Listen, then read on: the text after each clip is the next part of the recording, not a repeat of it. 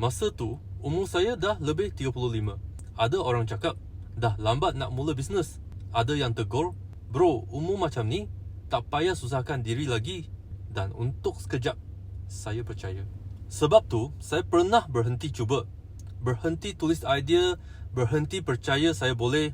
Bukan sebab saya lemah, tapi sebab suara luar terlalu bising. Sampai suara dalam diri sendiri jadi perlahan. Sampai satu hari, saya tengok orang yang berumur 40-an, 50-an masih boleh mula balik dari kosong.